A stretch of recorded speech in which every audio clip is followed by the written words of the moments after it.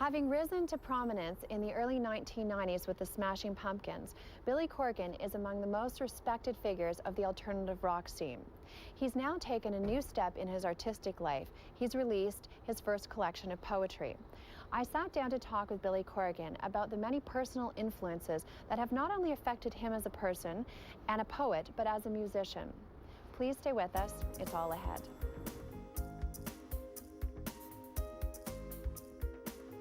Well, Billy, thank you for taking the time to talk with us. I'm really, your book of poetry, Blinking with Fists, great name, by the way. Thank you. Was really compelling. First of all, I'd like to start by obviously asking you about the dedication and a poem that you have in there about your mother. Right. It is dedicated to your mom, and you have an interesting poem in there that relates to putting your mother's things in a box. Right.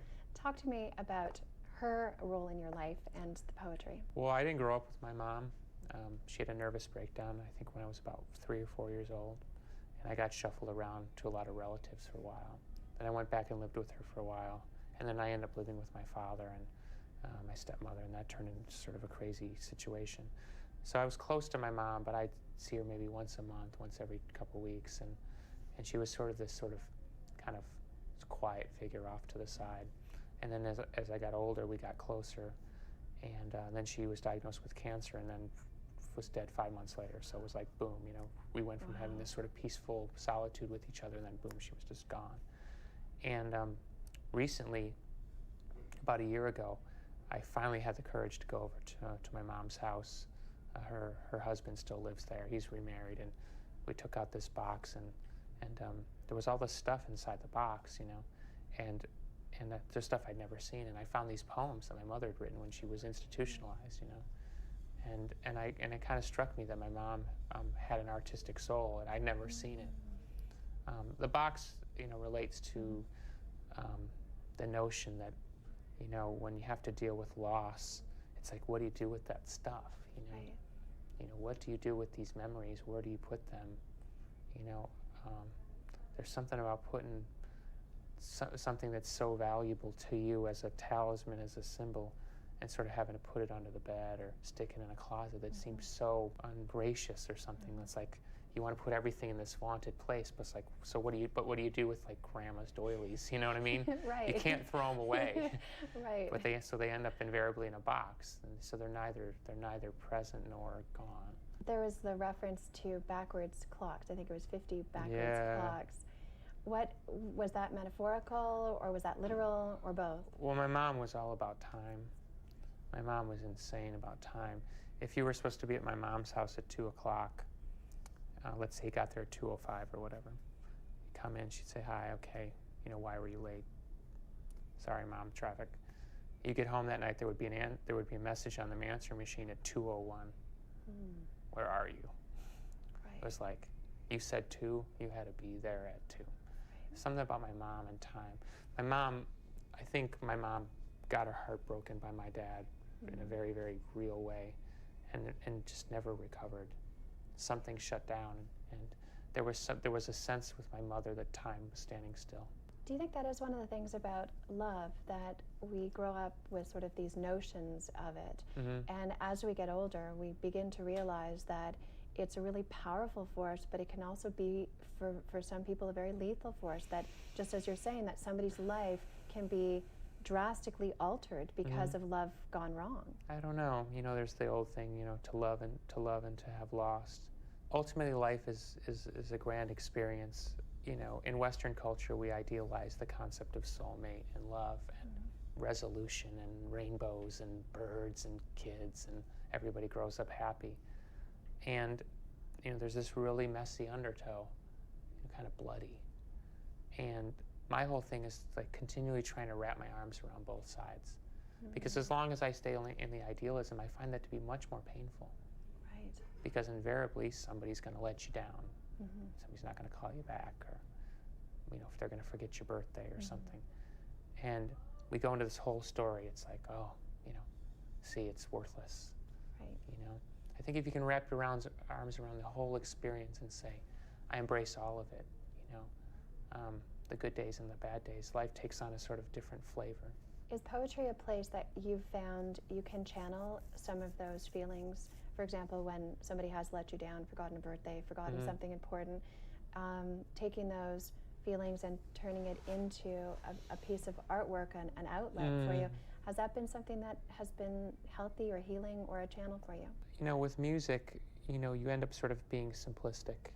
No matter how sophisticated you try to be, it still breaks down to like the guitar riff and the melody line. Poetry affords a depth and a width that is just not possible in rock. And I feel it's at least for me, it's been a greater reflection of me as a human being. You know, it kind of includes more of the sarcasm and the dry wit and the sort of gentle soul. Rock, I feel like it turns me into a warrior. I have to like go into this warrior mode. I don't know why, but I really appreciate poetry affording me the opportunity to kind of be okay with all of me, you know. Like I've even pointed out to a few people, and they find this a hard concept, but there's poems in the book that I actually personally think are kind of weak. And the reason that I put them in there is because I'm weak, you know. I wasn't interested in presenting an idealized portrait of myself as a writer. I was wanting to put a portrait of myself as a complete human being, weaknesses included. And it's been interesting because some of the criticisms that I've heard of the book go completely to the heart of what I'm trying to do. They're not looking at it that this is something you've chosen to do, in saying, this is me putting forward parts of myself in these different moments that these poems were created, as opposed to trying to set some bar of perfection that each poem is supposed to measure up to. Yeah. I suppose it might be different if I was just a poet, but I think having had the level of success that I've had in music, I look at my poetry work as an opportunity to not be afraid, to not be fearful, to not go and fall into the idealism trap that plagues, I think, every artist. And so, for better or for worse, my poetry is a true reflection of who I am. And I think that there's something that gets lost in a culture that demands sort of this, you know, this shining perfection. I mean, you know, I'm not a big poetry reader, but, you know, not every Walt Whitman poem is good. Not every Yeats poem is good. There's something to be said for the process of them finding their way through their own particular forest. And I think we're sort of, in our culture, because we're airbrushing everybody's face into a blank nothingness, that we're sort of missing the point. That it is the blood and guts, it is the wrong, it is the misstep that makes the human, that makes that when you do hit the heights, we seem to be on some sort of sustained, necessary orgasm of moments that really, I think, takes away from our opportunity to even breathe. That's a great point, because as they say, one of the things that, you know, generations had before I'm thinking email and technology, were writers that had different versions, and you could look at their earlier versions and the weaknesses and the flaws and how they worked on it. So what you saw presented wasn't how it just came out initially, that there was a process of hard work in many years often. Well, didn't Yeats like revise his work up until his death, and Whitman revised, you know, whatever, you know, a million times. And so what you're saying is, I'm thinking in relation but I won't be revising these. These are done. And when you're finished talking with everyone about them, they're really done. Yeah, totally. On to the next thing.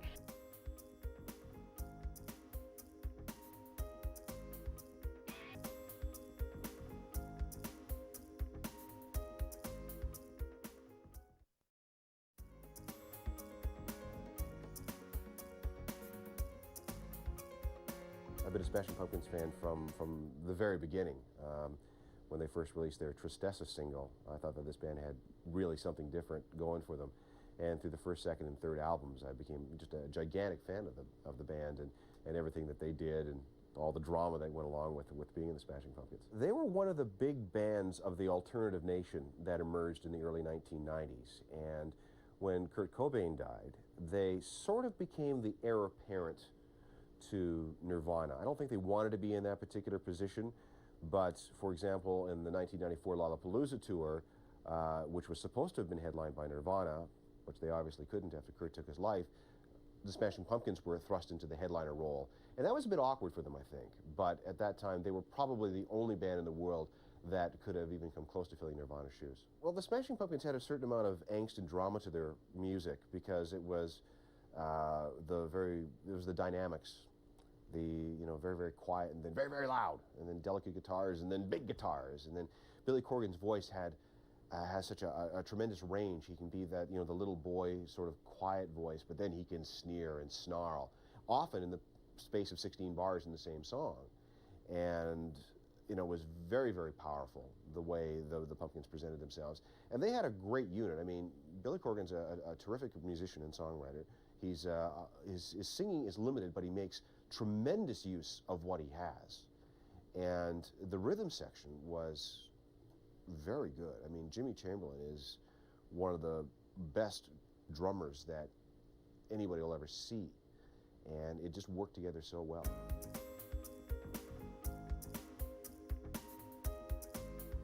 Well, one thing, just going back to the poem in which you talked about your mom in the box, the very last line I thought was really interesting. You said, "But there isn't any music." Tell me what that meant. That line surprised me, and I write most of my stuff stream of consciousness, so I'm not really thinking a lot when I'm doing it. It's just like it just comes out. And when I look back, I almost took that line out because I didn't really know what it meant. But there isn't any music. What does that mean? And then I thought about it, and I realized, for me, the line, "there isn't any music," has everything to do with the fact that my mother's relationship with me had nothing to do with my musical life. Where my musical life affected every other relationship. I was married, it affected my relationship with my wife, it affected my relationship with my father, my friends, my neighbors. Right. My mom was the only person who didn't change at all. And so, in thinking about putting these things in the box, representations of my mother, it was like I had pride that it had nothing to do with music. It was about the mother-son connection that you shared. Yeah. You talk about one of the poems that I quite liked called Collapse. And it seems to me to be as much about a loss of visions as it is about physical loss, that something is breaking down. Do you feel that sometimes that there can be unexpected tears in the fabric that become these gulfs that can't be jumped, that some loss and some collapse and some things in life that happen really change the direction of everything for good? I think this is the poem I'm thinking of, but there's a line in there about, I saw the rope they took my friend down from, or something like that.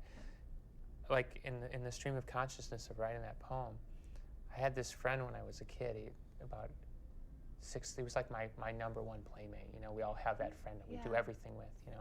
And his name was Randy, and one day he was just gone. He was just gone. What happened? And well, he hung himself, but they didn't tell us. It was just like one day Randy was gone. Right. Like no one ever said, there's been an accident, or there wasn't even an excuse given. Just no word. Just he's gone. He's just gone. And somehow, in that moment of writing that, this kid that I hadn't thought of for 20 years came crashing back out of my mind. And it struck me that we sort of bumble along, and then these unbelievably titanic emotional things happen, and we just kind of got to swallow them. 9/11 is another example of, I was actually in New York on 9/11. I was 10 blocks away. I saw people screaming in the streets covered in ash. I saw the whole thing. And yet, a week later, it was like kind of back to usual.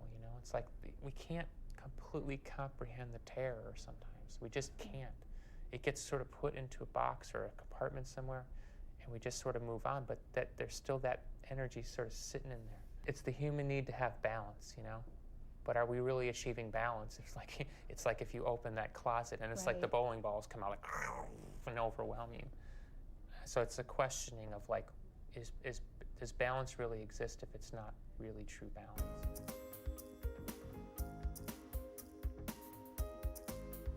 Billy Corgan has had a real career progression, there's no doubt about it, but like many people, the most important aspect was at the beginning with Smashing Pumpkins. It was a band, he's like a sort of a controlling genius who had a band that was one of the most important ones of a really, important musical movement, grunge and alternative rock, and their music was beautiful and complex, and they were a band that was relevant for longer than really any, than a lot of the bands that were around at that time.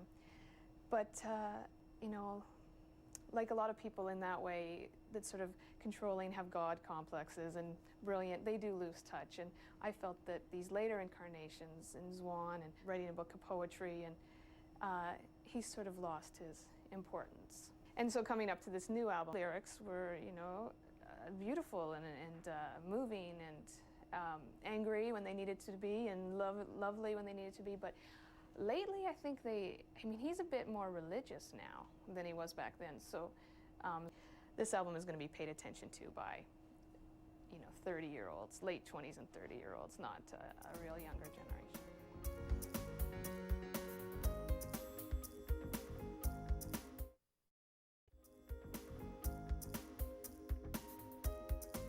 The Pumpkins followed a career arc that was pretty spectacular. They had a very sharp rise, and they managed to reach a peak probably with a Melancholy and the Infinite Sadness album.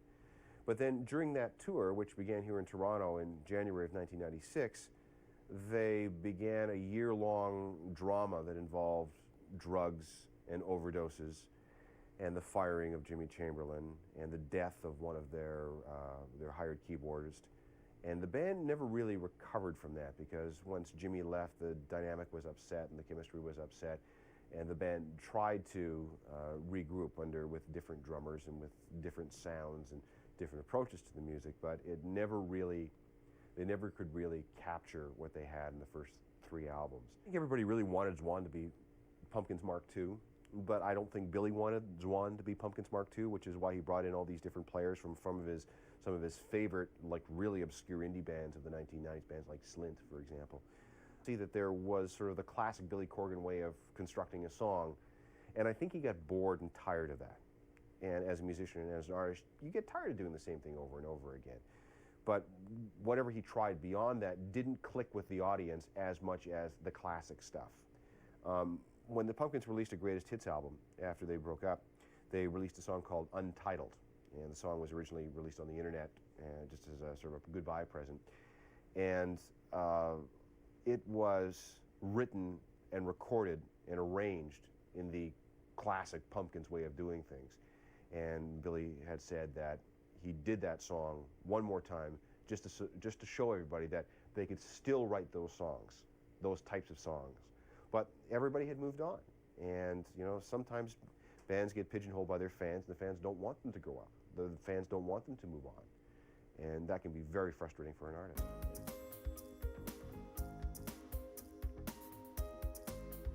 For you, do you find that poetry is a healthy box, a healthy place to put some of the things? I mean, there are references I took in some of the poems to the intensity of your life, traveling and being dislocated and being asked to almost perform on a robotic level in some ways, that your internal self was not important as long as your external self delivered what was needed again and again and again in the circumstances. Right.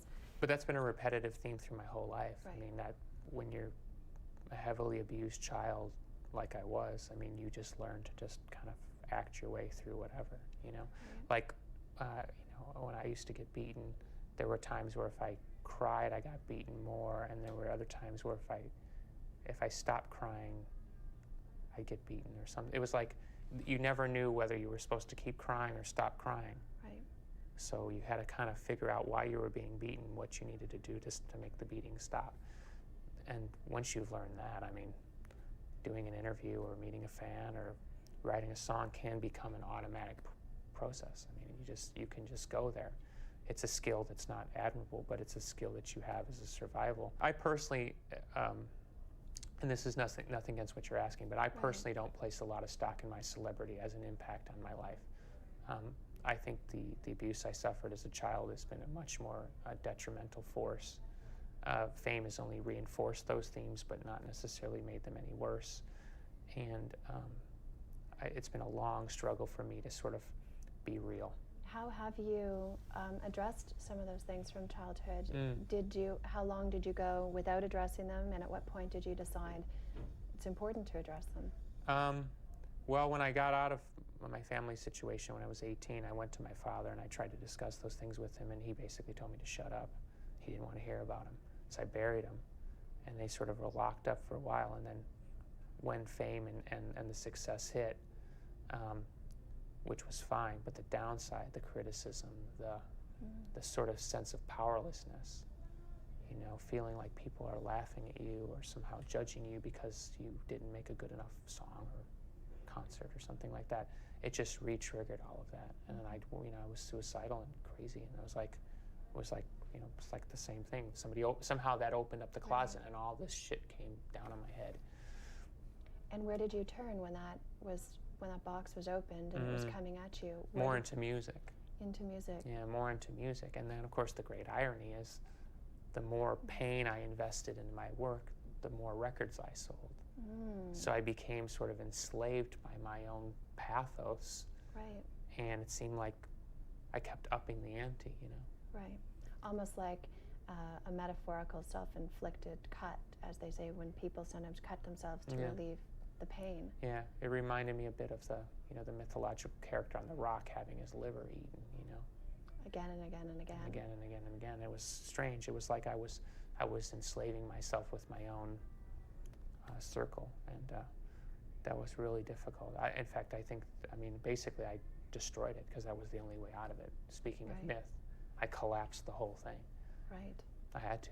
I mean, I wasn't strong enough just to say, thanks, but no thanks, I'm going to move on. I literally had to blow the thing up. And then when you blew the thing up, there had to be some momentary relief, and then the feelings had to still be there. It reminded me of SCTV, you know, blowed it up real good. Yeah. But it was still there. Yeah, absolutely. It was still there. And then you convince yourself that you're going to take another path and not do it like that way again. And I think I've repeated the pattern now about 3 times. I like to think I'm pretty much out of it now. What tools did you use to climb out of it? I say to a lot of friends now, personal honesty is the most important honesty. Lie to the rest of the world. Right. It's not that important, but be honest with yourself. And I think that's been really helpful. I mean, I wrote these poems really out of a personal honesty. I didn't write them to publish them. I really only decided to publish them when I read them and I realized how strong they were.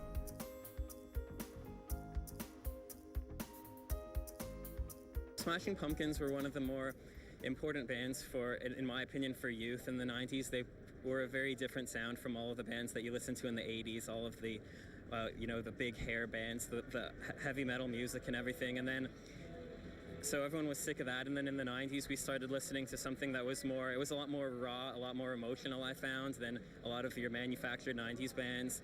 And then the frontman, Billy Corgan, he really did a good job of being sort of a voice for our generation. At that time, I was in junior high at the time that they started becoming very big, and I remember hearing a very different sound on the radio, something very different to what you usually hear just coming into that period of time. As far as I know, a lot of what came out of Smashing Pumpkins was solely due to his input in the band.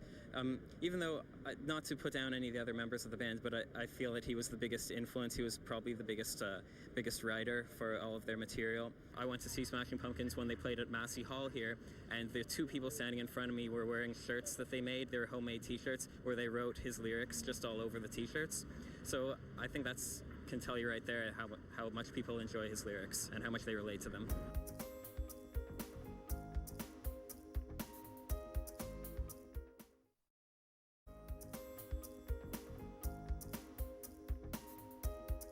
Billy Corgan is one of those artists that has to create constantly. There's a famous story about how he ran into a tremendous writer's block for the Siamese Dream album, and strange that once he broke through that, I mean, the stuff just kept coming and coming and coming. If you're a Pumpkins fan, you'll know how many songs came out in so few years after the Siamese Dream album. And a lot of them spilled onto the internet, a lot of them double albums. There was a couple of double albums, and lots of bonus tracks on singles and so on. So I don't think it was much of a surprise at all that he's like a shark. He's got to keep creating. He's got to keep moving forward, or he just withers. He's done some movie scoring. Zwan was just, I guess, one of a series of post-Pumpkins projects that we're going to see.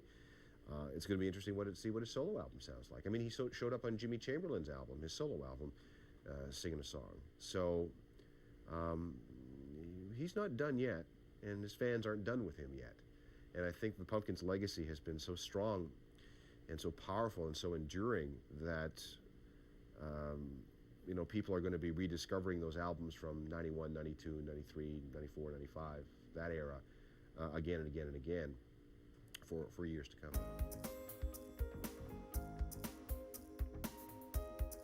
Was publishing them also an act of self-affirmation in that dedication to honesty? Yeah, because I mean, being an avant-garde artist in rock and roll really isn't that avant-garde, you know? Okay, because? Because the paths have been pretty well worn. Okay. It's a sort of safe danger. Right. You know, it's like if you're edgy enough, you know, you'll sell some records and some people will show up. But I mean, nobody gets hurt. You know what I mean? I mean, it can hurt, but it's not going to kill you. Putting out a book of poetry, you know, being a celebrity, knowing it's going to be dismissed no matter what I do, right. Knowing it's going to be judged, knowing people really aren't going to read the poem thinking Billy Corgan, human being, Billy Corgan, rock star. Right. It's like, what does he know about poetry? Yeah, what does he know about pain? What does he know about loss? What does he, and it's just like, where do you start? I ultimately came to the conclusion, I am me, and I'm not going to be me. So when you ask about affirmation, this is it. It's like, there it is. I know on the one side that you've had book signings that have had many people showing up, many hundreds of people showing up, and I was told by someone in your crew that sometimes more people showed up than when you would be signing something for Smashing Pumpkins. That must feel like a great sense of validation. It's been unbelievable. Yeah. It's been unbelievable. And I'm most encouraged is young people. That's you know, right. 18, 20, 23. It's like that generation seems to really be responding. And I thought about it, and the only thing I could come up with is they like the boldness of it. They like the out-of-the-box aspect of it. I think that kids is pretty much realize that rock and roll celebrity is a game, you know, and it's not really speaking to them. And there is a reason that kids are attracted to guys on skateboards and guys jumping motorcycles, because it's not got that same commercial undertow. Right, it's real danger. Real danger. Real falls. Right, real risk, real reward. I mean, this is too safe a game, you know. Right. Did you write poetry before you wrote lyrics, or do you see the two as being very similar? I wrote when I was a kid, and then when I started writing lyrics for bands, I basically stopped any other kind of writing. And then about 4 years ago, this voice kind of came back, popping back out. Can you write poetry when you're in a happy mood, or is it a place that you're sort of melancholy and you're remembering happiness, or is it you're actively feeling happiness? I've generally found that the best work happens when you're out of the emotional state. Okay. It's because you're able to reflect. You're easily able to re-access the emotional quantity that you were experiencing, quantity that you were experiencing, but you have the ability to overview. Right. You know, like they say, macro and microcosmic, you know. And that's when I think I work best as an artist. I think if you're some of the poems that aren't published, that are in the full throw of like, oh my God, you killed me, oh my God, you know, it's like, it just reads like bad poetry. Right. One of the poems, and I'm going to get the name here, the Son of Flowers. Yeah. It had a very staccato sort of type feel to it. Why did that one come out so differently than the others? Son of Flowers, I think, was one of the last, if not the last poem that I wrote. And this happens to me with my albums too. You go through this whole arc of writing, and somehow at the end, like the next voice starts to emerge. Right. You know, this other voice that somehow doesn't seem to have anything to do, but if you look at it in its tangent, it's the end of the arc. Okay. And the Son of Flowers, I think, is this next voice that's coming out, that's got a little less worry about the grand sweep, and is a little more like poking you in the chest. Right. Blinking with fists. Great title, Thank you. great visual image. Tell me where that came from and how you've tied it into, well, one poem directly where the line is Right. quoted, but another poem where, again, the fist and that Right. sense of it is echoed. Right. Well, I used to do this thing when I was a kid where I would push my knuckles into my eyes. And if you do that long enough, you get this test pattern. Yeah. So I kind of, somehow the book reminded me of doing that.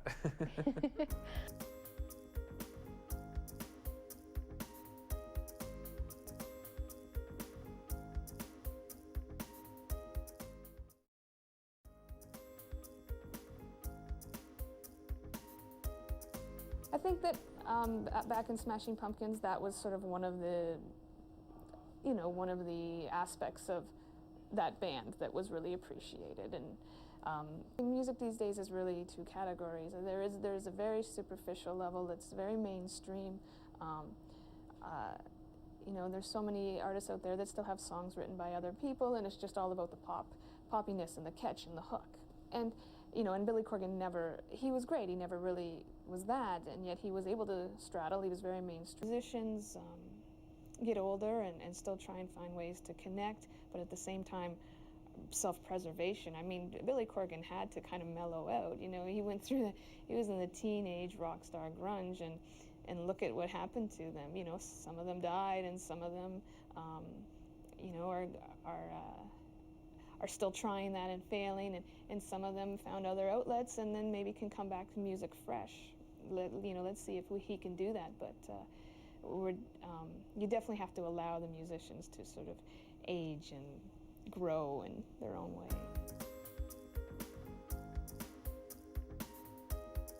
Have you been a reader? Are you a reader? Totally. I'm a voracious reader. What kinds of books do you like to read, and is reading when touring something that gives you a landscape that, when you get in the Yeah. landscape of a book, whether you're reading it in this city, that city, or the other one, there's a familiarity to it?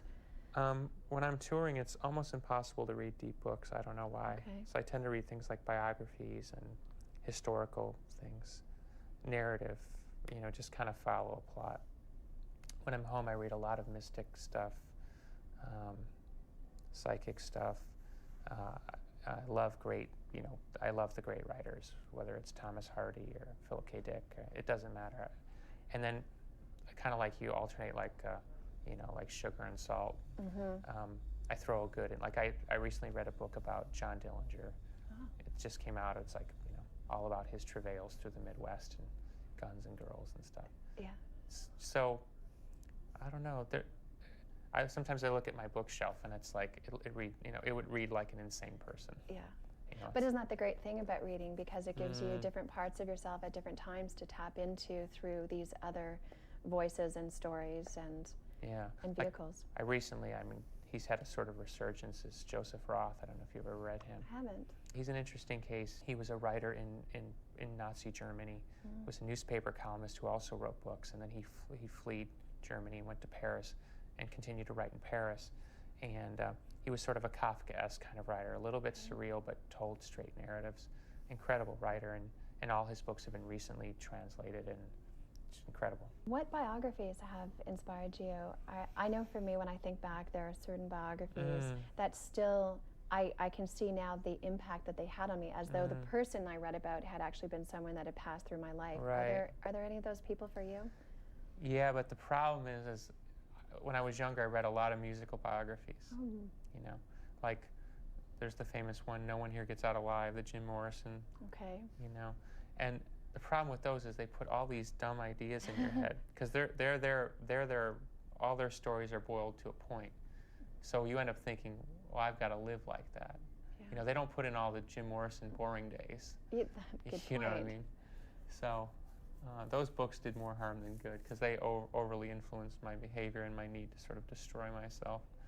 In the book, there's also a respect for romantic love and the specialness of it. An elusive thing sometimes for some people. but tell me, how do you reach out to that when living the sort of life that you're living, and having talked with us about some of the early years? Right. How do you find a grounding? I don't know. I mean, honestly, I don't think I'm sure what love is, I mean, I see how, you know, quote unquote normal people love. You know, they have their jobs, they have their home, they build their families, they build sort of a community, and they have a sort of steadiness. Right. My life is completely chaotic, and any attempt that I've tried to have that sort of basic base has been a failure. Have you tried to have that basic base because you thought it was something that was sort of the model that you're supposed to follow? Mm-hmm. Or was it because you were trying to shape something in yourself into what you were looking at from the outside? No, probably a bit of both. I mean, there's a wonderful movie by Steven Spielberg called AI. Right. And in the movie, you know, they adopt a robot child, and he's ultimately abandoned, and he spends, you know, eons searching for his mother. And I feel similarly about both the mother figure and my life. It's like I'm searching for something I don't really know what it is. Mm-hmm. You know, I can't say I've ever experienced true love in the way that it seems to resonate in me, Right. but yet everybody's telling me that I'm sort of looking for something that doesn't exist. So the impulse continues to fire that somehow something's missing, but I don't know if that's just faulty wiring or it's real. Speaking of courage and love, the two do rather connect. And in one of my favorite poems in your collection was Courage. And you write, summoning up the voice to do the will of the soul, to explore the far reaches of my words, I make the choice to speak.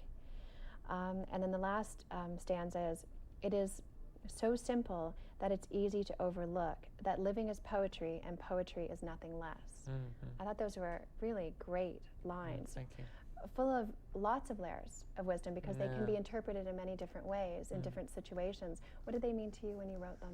You know, there's a saying like, you know, what would you do if you knew how the story ended? You know, if I could tell you you would find true love, what would you do knowing that you were going to get there? What would you change? What would you be willing to sacrifice? And of course, it doesn't work that way. Mm-hmm. So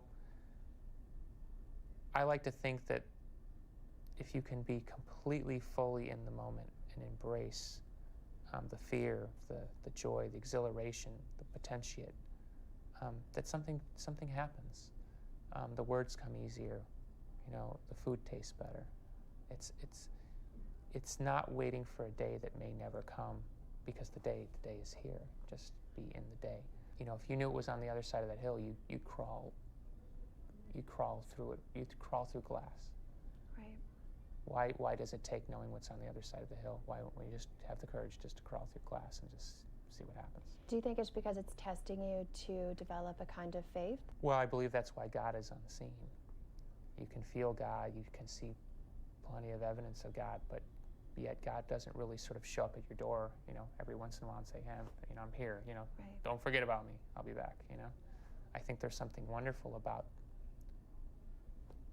you know, there's an ephemeral thing where you cannot just totally get there, and that question is the thing that drives.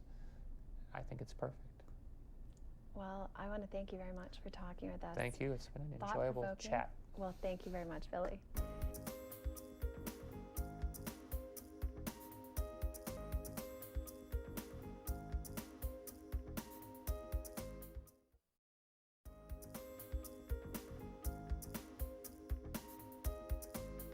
Billy Corgan writes, I think that poems have their own personality, and I think they are a lot closer to me in spirit as a person. Billy Corgan finds inspiration in life, love, the pursuit of joy, God, and spirituality. As his career continues to unfold, he continues to take risks to ensure that he grows not only as an artist, but as a person. As always, it's how the strands of someone's life are woven together that makes the story so compelling. I do like Smashing Pumpkins before, like I think is it Simon's Dreams or whatever the album was, it was really, really great. I enjoy a lot the music video, especially when he started working with Julian Zackerlin. I think he did a short film called Try Try Try that I really, really liked. And I think I borrowed the DVD of all the music videos. I was really impressed by his vision and and his music. But not, and then he turned to Swan, and Swan's more poppy sounding. I'm not quite sure if I like that sound. So I mean, I heard the album once or twice, and I would say I wasn't really attached to it. He's a really good artist. His songs are great. There's some songs on, like Siamese Dream is an awesome CD, and it's just, I love it. That's my favorite Pumpkins album. So he's a really good lyricist, if anything. He writes really well. I think I'd like my singers to have a different role, not just be singers, and I think that it's good for them to branch out and do something new. You don't see it often, really, because not a lot of young people are really into that. But I myself think it would be cool. I like poetry, I like reading, so I'd like to see what else they're good at other than just playing music, see their other talents. He's a pretty influential figure in pop culture still these days. A lot of people look up to him. He's got fans worldwide. Yeah, he's just been a big influence in the rock and roll industry. I did hear about Swan, and I did take a listen to the album when it first came out.